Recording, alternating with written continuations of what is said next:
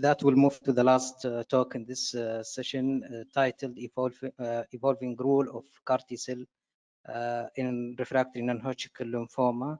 With that, it gives me a great pleasure to introduce Dr. Caron Jacobson, Assistant Professor of Medicine at Harvard Medical School and Lymphoma Clinical Investigator and Medical Director of the Immune Effector Cell Therapy Program at Dana-Farber Cancer Institution. Dr. Caron, please go ahead. Yes. Hi everyone. I'm really disappointed not to be able to be there with you in person today. Sometimes we can't control infectious outbreaks across the world, but I am really honored to have been asked to talk today about CAR T-cell therapies for B-cell non-Hodgkin lymphomas. And interestingly, I was supposed to be on a plane to Riyadh on Thursday, and I met a patient from Riyadh about 2 months ago who came to Dana-Farber for his CD19 CAR T-cell therapy for his refractory diffuse large B-cell lymphoma.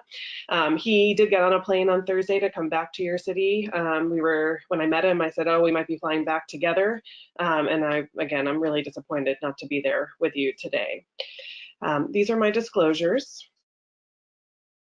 So today I have a sort of a lofty agenda, and we'll have to go pretty quickly through it in the next 20 minutes. But I was going to start with the scientific background, looking at the clinical efficacy and toxicity overview from the 3 pivotal trials in aggressive B-cell non-Hodgkin lymphoma, and then also present the emerging data from the pivotal trial on mantle cell lymphoma.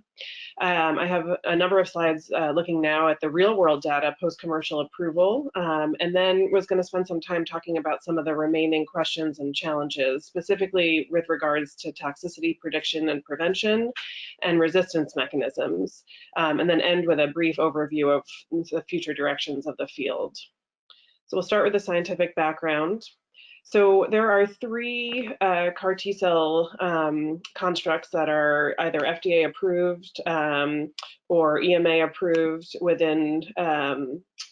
across the globe, or who have impending approvals. The first is the Kite product, which is exicaptogene ciloleucel. The second is the Novartis product, which is Kymriah, and the last is the Celgene Juno product called lisocabtagene maraleucel. These all target CD19, and they all have the same extracellular domain, which is this FMC fragment of an FC antibody, a variable antibody region targeting CD19.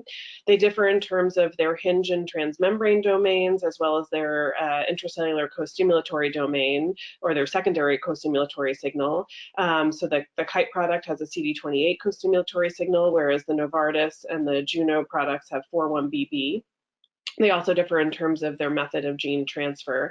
The different co-stimulatory products do potentially have some pretty significant impacts in terms of the pharmacokinetics of these CAR T cells, where the CD28 CAR T cells seem to expand very rapidly upon reinfusion into the patient, and that gives rise to earlier and potentially more severe side effects related to CAR T cell therapy, in contrast to the 4-1BB CARs, which tend to expand a little bit more slowly and a little bit later, and potentially that translates to longer persistence. The jury is still certainly out with regards to whether one is better at eradicating different diseases, and I think that the answer may be that one is more suited for certain diseases, whereas the other is more suited for other diseases, but it's very hard to compare across the pivotal trials. So the construct that gave rise to exicaptogene ciloleucel was developed out of the NCI. The construct that gave rise to tisagen meclusal came out of University of Pennsylvania, and the concept that gave rise to lisocabtagene maraleucel came out of the University of Seattle, the Fred Hutchinson Cancer Center.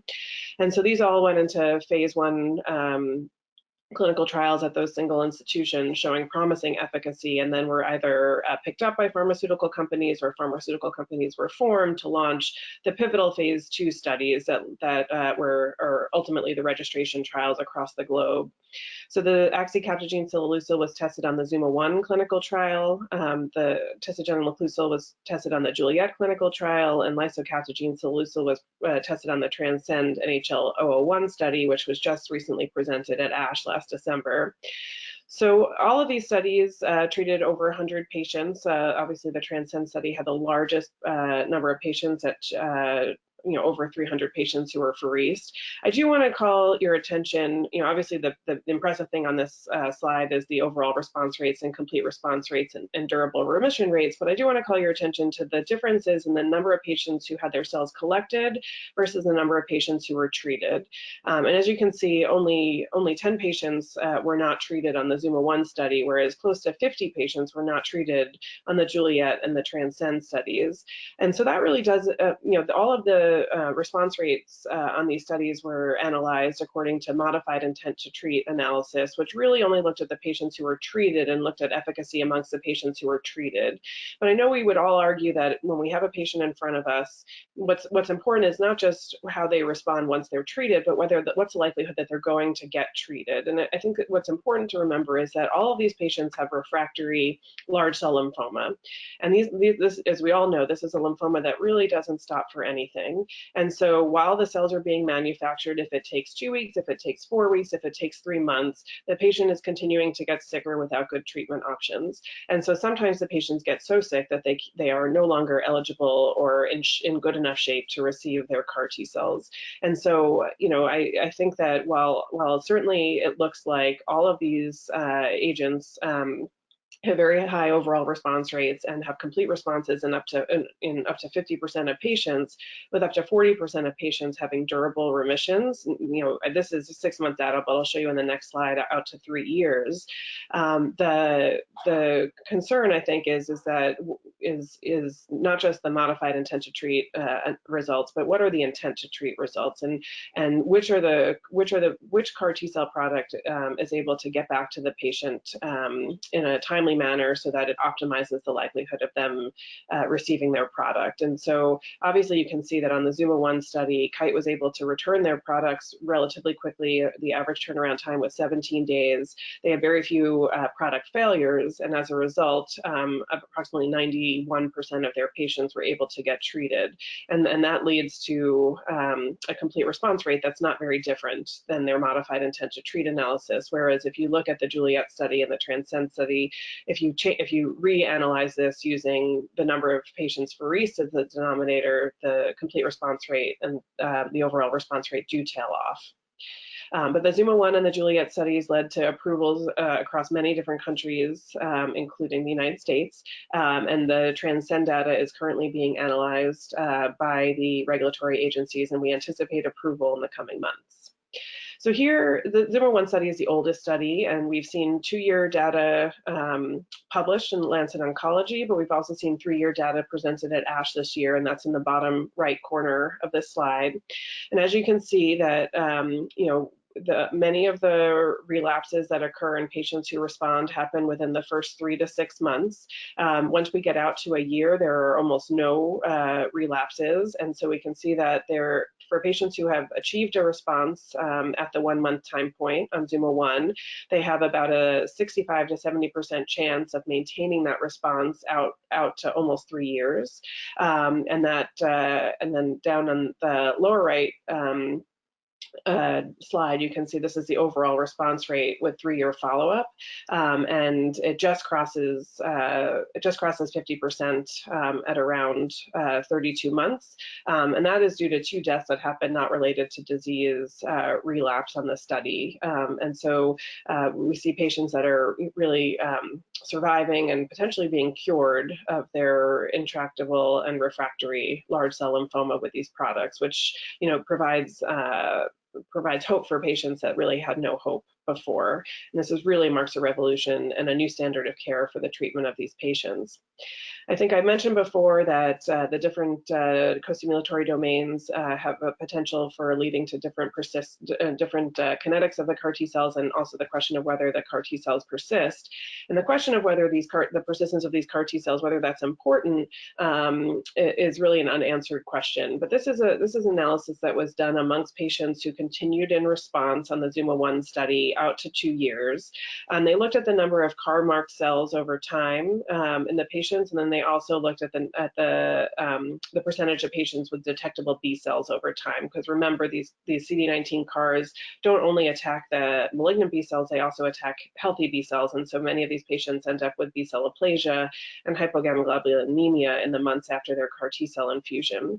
And as you can see, amongst the responders, 66% of them remain CAR positive at 24 months, but close to 75% of them now have detectable B cells at that same time point. So even though there are CAR positive cells at 24 months, the B cells are allowed to recover, which would indicate that these CAR T cells are potentially not immunologically active. And so it really belies the question of whether you need persistence of CAR T cells to get ongoing response and immune surveillance. And this would suggest that potentially you don't. So here are similar data that I just showed you for the ZUMA-1 on JULIET with slightly shorter follow-up, and similar to what you saw on the ZUMA-1 study. We see that patients who have a response at 1 month are likely to maintain that response. About 65 to 70% of those patients maintain that response out past 1 year. And patients who have a response have their median progression-free survival and overall survival has not been reached on this study. Similarly, we saw results from the TRANSCEND study that were presented by Jeremy Abramson at ASH this year, and we see very similar findings for patients who have a response. Patients who have a complete response at 1 month, the likelihood that they're going to maintain that response over time is just over 50%. The patients who have a CR have about a 70% chance of maintaining that response. And similarly, patients who have achieved a complete response have not met their median progression-free and overall survival on this study. What the TRANSCEND study also did is they did some subgroup analyses, and some important subgroup analyses were done that give us a little bit more insight into the activity of these agents in a variety of different settings. So the first thing they did is that they looked at a variety, they looked at it by histology. Now ZUMA-1 did this as well, but they combined primary mediastinal and transformed follicular into one cohort and high-grade B-cell lymphoma and diffuse large B-cell lymphoma into another, and did not dissect out the differences in response amongst the different histologies. And so this is the first time we're able to see that primary mediastinal, which is a disease that expresses PD-L1 or overexpresses PD-L1 on its surface, so presumably, on its face would be felt to be a disease that might be resistant to something like CAR T-cell therapy, does very well, similarly well to transformed follicular lymphoma, whereas the durability of response seen in high-grade B-cell lymphoma and diffuse large B-cell lymphoma is a little bit less. Still better than standard options, but a little bit less than what we see in primary mediastinal and transformed follicular. Now, the other thing that happened on TRANSCEND that's different from the ZUMA-1 study is that these patients were allowed to get bridging therapy between the time of their T-cell collection and the time of their T-cell infusion, whereas on the ZUMA-1 study they were not. And so many people have sort of hypothesized that the ability to give bridging therapy could be responsible for different results that we might see across the studies. Principally, we know that patients with a higher disease burden going into their CAR T-cell therapies both have a decreased durable remission rate, and they also have increased toxicity. And so if a patient was allowed to get bridging therapy, they may be going into their CAR T-cell therapy with a decreased tumor burden, and we may see a difference in outcomes. What the group at Juno did is that they looked at a cohort of patients who did not receive bridging therapy on the TRANSCEND study, which is 160 106 patients, and they compared it to outcomes in 150 patients who did receive bridging therapy, and they saw no difference in the progression-free survival across these two groups. I'll show you some other data, though, that actually shows that from the real world that actually suggests that bridging therapy may have a detrimental impact on outcomes for patients undergoing CAR T-cell therapy. And then finally, the TRANSCEND study allowed patients who are a little bit sicker than the ZUMA-1 and the JULIET study to go on. And so these patients were allowed to have performance status up to 2. They were allowed to have secondary CNS lymphoma. They were allowed to have a lower creatinine clearance and a lower ejection fraction, and also have lower blood count numbers going into this study. And so what they did is they then looked at patients who had one of these comorbidities in blue here, and they compared it to patients who did not have one of these comorbidities in terms of long-term outcomes. And they did see a statistically significant improvement in outcomes amongst patients who did not have any of these comorbidities. I do want to say I caution people to drawing any conclusions that patients with comorbidities should not be treated, because as you can see, the 30% long-term PFS here is much better than what we can expect from other available therapies for this group of highly refractory patients. What I think this tells us is that that group of patients with medical comorbidities represents an unmet need, and they represent a group of patients where we need to find better CAR T cells and safer CAR T cells in order to be able to treat them more efficiently. So at ASH this year, Michael Wang also presented the results of the ZUMA-2 study, which is KTEX19, which is very, very similar to axicabtagene ciloleucel, except there was an extra step in manufacturing where the before the cells are expanded and activated, they're purged of the lymphoma cells, and gave this to patients with mantle cell lymphoma, 3rd line and beyond, all of whom had progressed after BTK inhibitor therapy. So obviously a very, very high risk group of patients. And impressively, they report an overall response rate of 93% with a CR rate of 67%. And there were some patients who had an initial partial response that then converted to a complete response over time. The other important thing for this study is that there were a number of patients who had more than 24 months follow-up, and they continued to stay in response, suggesting that they're, although this is still very, very early follow-up, that these responses appear to be durable. And obviously with a disease like mantle cell lymphoma, we'll have to follow these patients out for quite some time to understand if this could potentially represent a definitive therapy. But this may be something that this at least has the hope at this point of potentially changing the natural history of this disease. So one of the things that obviously limits CAR T-cell therapy are its side effects, specifically cytokine release syndrome and neurologic toxicity.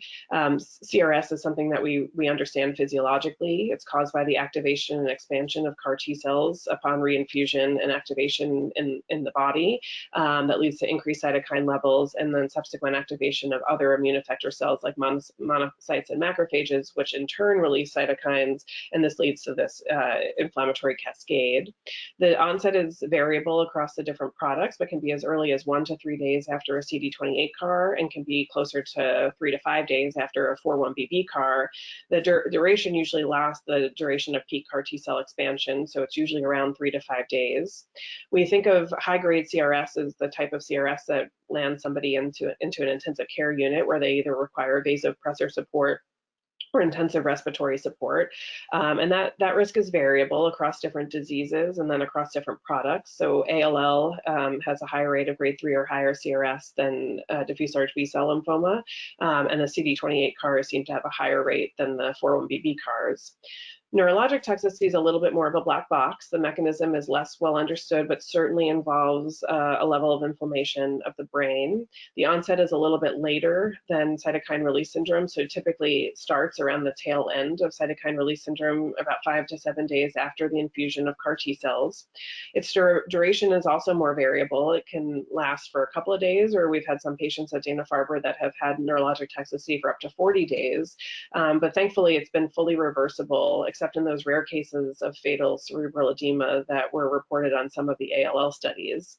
And again, so grade 3 or higher neurologic toxicity is the type of neurologic toxicity that renders a patient really unable to do their activities of daily living. And it can range from being awake and alert and just not knowing, how to use a fork or how to use their cell phone, to being really sort of comatose and obtunded. And as with CRS, the risk of grade 3 or higher neurologic toxicity is variable, but can be as high as 30 to 40% on some of the ALL studies. So what do we know about neurotoxicity in terms of biomarkers from both clinical trials and animal models? So from clinical associations, we know, and I mentioned this earlier, that patients with higher disease burden are at increased risk of having high-grade neurotoxicity. It also tracks peak CAR T-cell levels.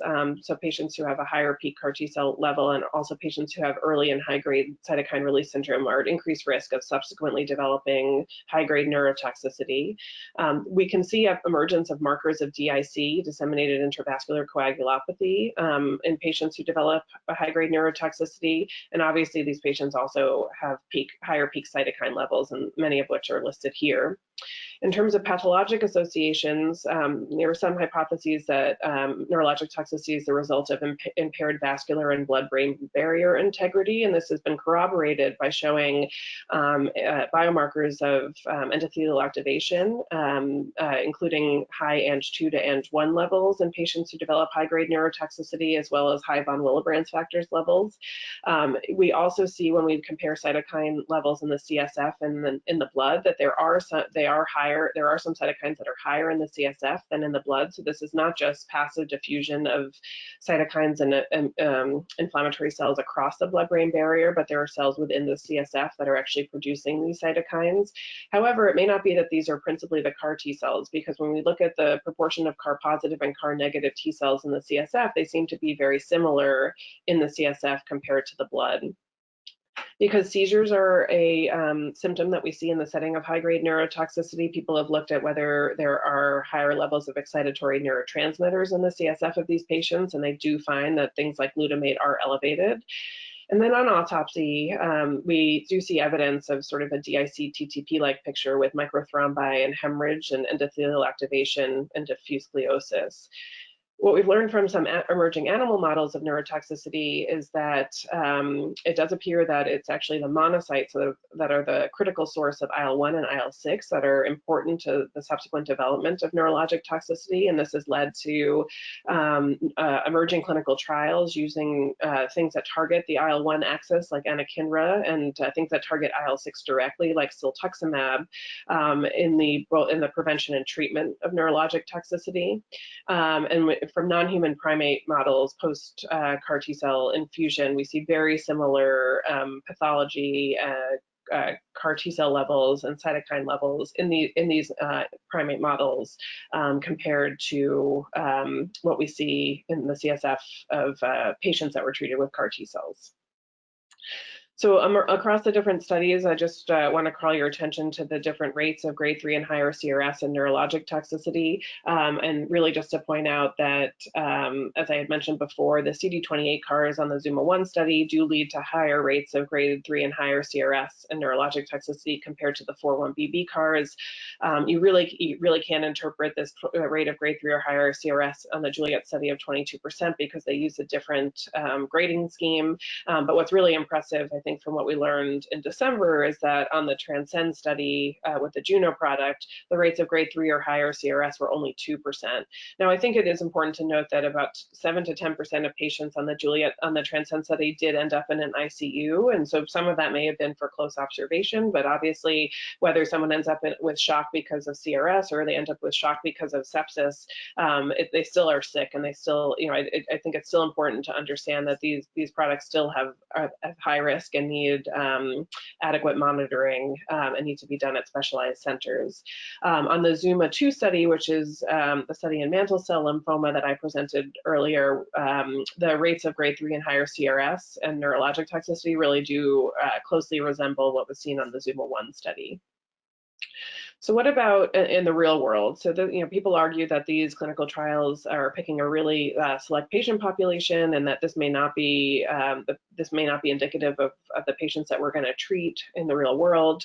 And so there are several series that look at CAR T cells in the real world that have either that have been presented or are awaiting publication. So we led a multi-center series of 122 patients. The folks at MD Anderson had a similar series in the first year of axi-cel approval of 293 patients.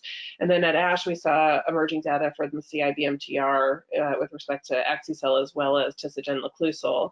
And as you can see, in terms of overall response rates and complete response rates, they're actually very similar to what we see on the clinical trials, with about 50% of patients or more achieving a complete response.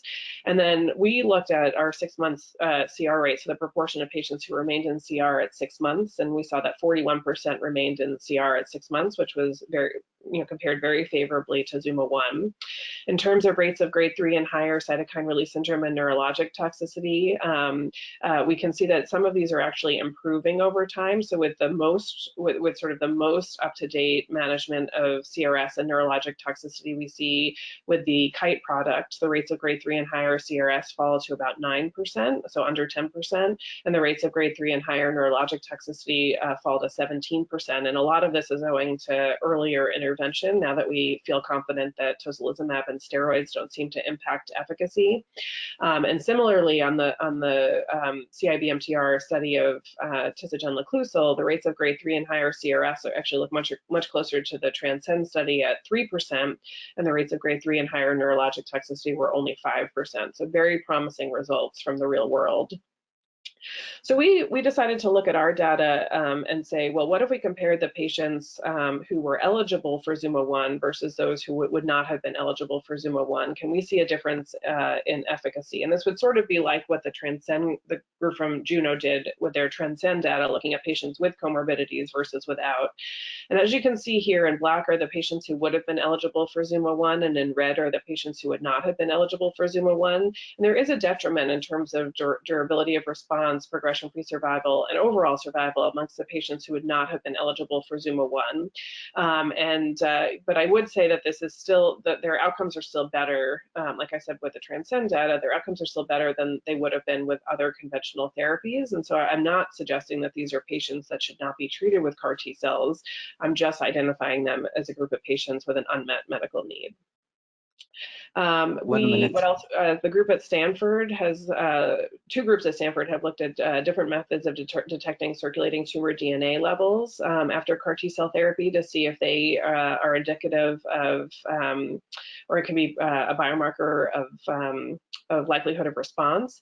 And so this group showed that patients who had high levels of circulating tumor DNA before treatment were less likely to respond than patients who had low levels of circulating tumor DNA, and this did actually correlate with tumor disease burden. So another analysis that shows that disease burden does impact the likelihood of long-term durable response. So this first study looked for the immunoglobulin heavy chain clone from the tumor within the blood. And this is Ash Elizade's work looking at CAPP-seq for circulating tumor DNA analysis that also correlated pre-treatment circulating tumor DNA with long-term outcomes. Both groups were also able to show that patients who had early emergence or lack of clearance of circulating tumor DNA at the 1 month time point were more likely to relapse than patients who did not. I had mentioned before that there's been some question about whether bridging therapy is good or bad in the time between collection and ultimate infusion of a patient's T cells. So we looked at our data, and we considered patients who got bridging therapy amongst the ineligible patients for ZUMA-1, because ZUMA-1 did not allow for bridging therapy. And so we separated our ineligible patients here by whether they were ineligible just because they received bridging therapy or whether they were ineligible for other comorbidities.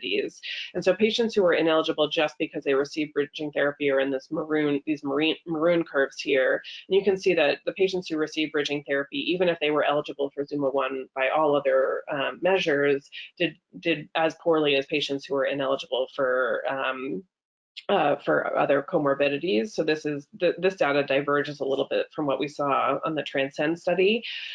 Furthermore, the U.S. CAR T-cell lymphoma consortium, which is a group of CAR T-cell centers across the United States that have teamed together to study large numbers of patients being treated in the real world, did some propensity score matched analysis of looking at patients who got bridging therapy versus patients who did not get bridging therapy to see if there was a difference in their long-term outcomes. And while they didn't see any difference in the progression-free survival amongst these patients, there was a detriment in overall survival in patients who had received bridging therapy. And this was something that we saw in our series as well. It's not just that the patients are less likely to have durable remissions, but they actually have an increased rate of both treatment and non-treatment related mortality in the absence of disease-related mortality. So now we'll move on to some of the unanswered questions, and specifically we'll talk about toxicity prediction, prevention, and management. So, one of the things that really limits CAR T-cell therapy, probably for some of the patients with some of these comorbidities that we're talking about, and also for the fact that diffuse large B-cell lymphoma is a disease of the elderly, is the toxicity and whether a patient can withstand the toxicity. And Dr. Shah talked about this in her last talk, but the question is, can CARs be built to be safer and also potentially more effective?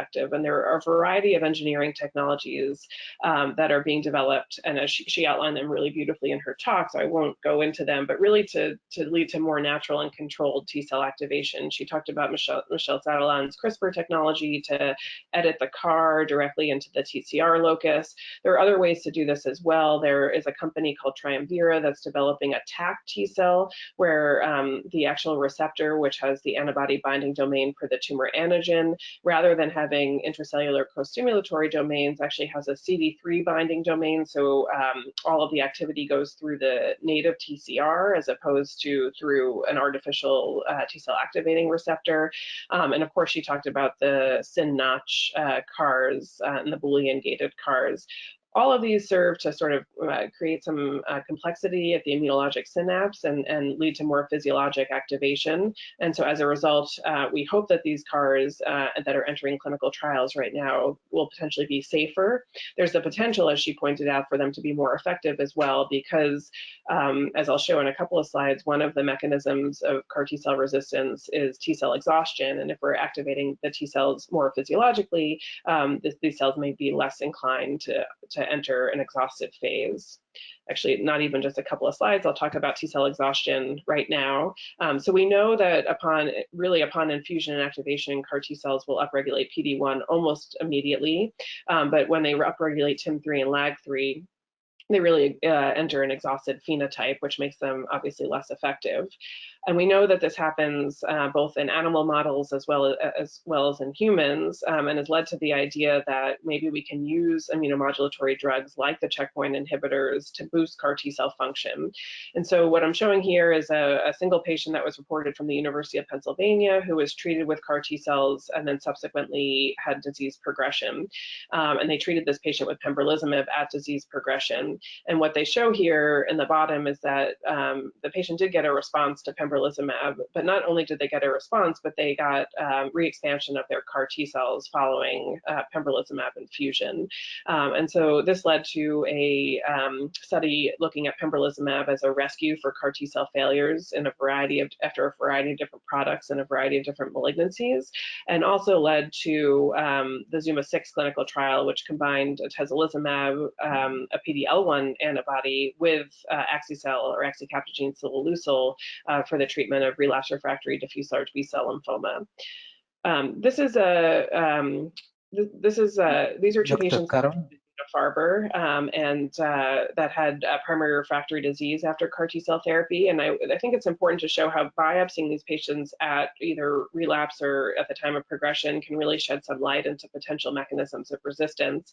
So our first patient was primary refractory and had a biopsy at day 37. And very interestingly, by IHC, this tumor was CD19 negative, but also 100% positive for PD-L1.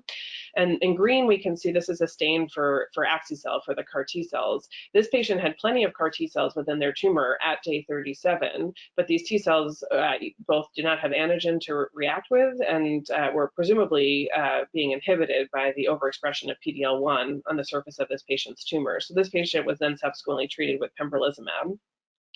Our second patient had a mixed response to axicabtagene ciloleucel with a nodal response, but with progression of disease within subcutaneous sites of disease. And when we biopsied one of these subcutaneous sites at day 58, the tumor did retain CD19 and did not have any overexpression of PD-L1, but we, unlike the other patient, we did not see any green cells within the tumor microenvironment. And so this raises the possibility, I mean, certainly it could be an issue with T-cell expansion, but this patient did have CRS and did have neurologic toxicity, and as I said, had a response in their nodal sites of disease. So this raises the possibility that it's a question of T-cell trafficking into some immune-privileged sites that led to the patient's subcutaneous sites of disease not being responsive to therapy. Similarly, at Dana-Farber, we're tracking both CAR-positive and CAR-negative T cells over time after infusion, and we're able to show that patients with patients who the CAR-positive T cells do have upregulation of a number of immunomodulatory molecules compared to CAR-negative T cells over time. All of these sort of raise the possibility of having interesting combinations of therapy with their CAR T cells. So these are all hypothesis generating. It sounds like I'm losing time, so I'm just going to skip through some of the other slides. One of the other important mechanisms of resistance is loss of CD19, and this is really done by alternative CD19 splicing. This is done by alternative. Oh. Hello, Dr. Caron, are you hearing us? I can hear you. Can you hear me? Yeah, we are hearing. Yeah, please. Okay, I'm sorry. I didn't may I realize ask you to conclude? We don't have a lot of time. You have 30 seconds to conclude. Okay, all right. So a mechanism to overcome loss of antigen is thinking about dual antigen targeting. Dr. Shah already talked about the importance of the T cell product and the fact that the patient's T cells, the health of their T cells and the phenotype of their T cells is important in terms of the the likelihood of response, and so that's another an area that we can think about manipulating and think about that as a variable for improving efficacy.